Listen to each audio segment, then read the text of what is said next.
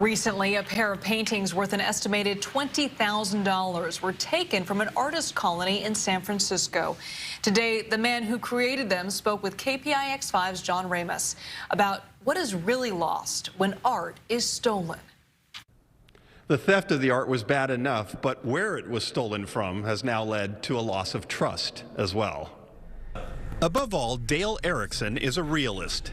In fact, his paintings are considered hyper-realist, with details so fine that some appear to be photographs. He lives and works out of an artist collective called Project Arnaud in San Francisco, where many of the artists display their work in the hallways.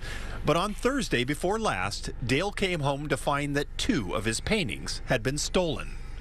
Are you at all flattered that someone picked your paintings to steal? Well, it's a really bad form of flattery, I'll tell you that much. It's my girlfriend's house and her chair. Dale says the 2 stolen paintings took months to complete, and every detail in them has special meaning to him. Subconsciously, it affects me. I said, what am I doing the work for if somebody steals it? You know, it's just like, what's the end? What's the purpose? You know. But it's what happened in the hallways that really bothers him.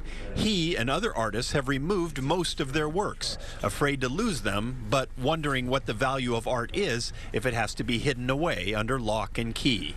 The sad part is the theft is bad enough, but the bad byproduct of the theft is almost as worse, because the paranoia that it creates, and you know, the fact that we're an arts community and we have art in the hallways, and we can't put art in the hallways anymore, you know, when the public comes through to see the work.